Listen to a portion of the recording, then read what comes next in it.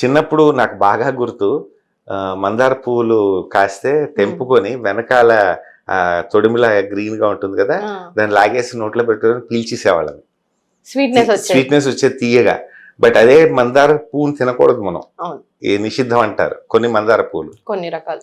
అలా ఎలాంటి వాటిలో అయినా లాగేసేవాళ్ళు. అప్పుడు తెలియదు మాకు. కానీ ఈ రీసెర్చ్ దిగాక వీటి వెనకాల పడ్డాక ఇంత ఉందా అంటే, సృష్టిలో భగవంతుడు సృష్టించిన సృష్టిలో మీకు ఎన్ని అద్భుతాలండి. అందుకని తేనె గురించి మీరు మొదలెట్టామంటే నేను గంటలు కాదు రోజుల తరబడి నేను మాట్లాడగలను. ఎందుకంటే చాలా వరకు దాని మీద కొన్ని సంవత్సరాలుగా దాని మీద రీసెర్చ్ చేసి, అందులోనే ఎక్స్పెషల్లీ వేప చెట్టు మీద రీసెర్చ్ చేయడం వల్ల నాకు దాని మీద ఎక్కువగా ఒక అభిమానం, ఒక గౌరవం నాకు. ఓకే, అదే మొన్న స్వదేశీ మేళాలో మీ బయట చూసాక ఇది ఇంట్రెస్టింగ్, దీని గురించి ఇంకెక్కువ తెలుసుకోవాలని ఇది తోటి అసలు వేప తేనె ఆ కాన్సెప్ట్, దాని గురించి చెప్పండి, మీ రీసెర్చ్ గురించి చెప్పండి. ఇంకోటి ఏంటంటే డయాబెటిక్స్ కూడా రివర్స్ చేస్తుంది అని ఖచ్చితంగా చెప్పినట్టే చెప్పారు మీరు. అవునండి.